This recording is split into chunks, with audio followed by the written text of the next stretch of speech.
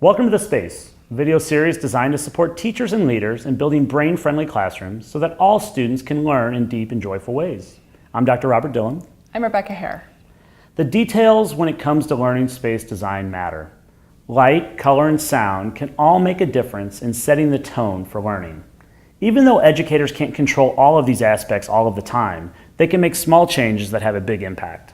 The best educators are those that recognize how they can support learning through the learning space design and find intentional ways to make a difference. The learning experience is amplified in a series of small intentional steps, and we believe that many of those happen through learning space design. It's amazing after being an educator for 20 or 25 years in a classroom that you forget to notice your surroundings. You forget to notice that the lights that you flip on every day, that the sounds that are going on in your classroom are all impacting that space in a deep way. Yeah, you focus so much on the lessons or what it is you want your students to learn, you don't realize that everything around them is affecting that ability to learn. Yeah, light and sound and color all make a big difference.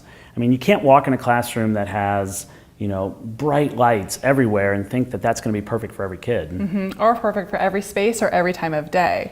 Something that happens often when I'm working with teachers in classrooms and schools is that they want to change the lights, they don't like the fluorescent lights, but there are a lot of things that affect it. What's bouncing off the lights? In one classroom recently, we decided to paint the ceilings black because the ceilings were really low.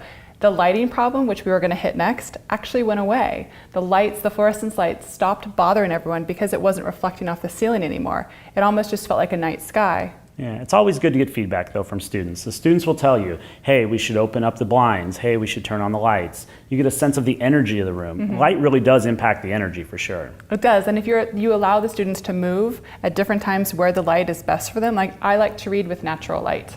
And other times it's best if you're on a screen that you don't have that reflection behind you. But again, that starts with having the trust with your students to say, how is this affecting you, and allowing them to recognize that and adjust accordingly to their needs.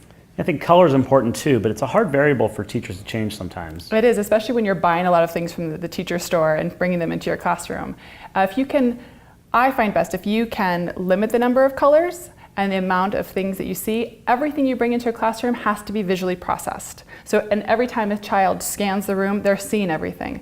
If you limit color, maybe you choose greens or tones of something, or just a small palette, and you do it very intentionally, you're not continuing to ask students to reprocess information. Less is more a lot of times with color. Yeah, there's a ton of research out here on this too. So we would encourage all of our folks that are listening to this to go and dig into the research on light and sound and color.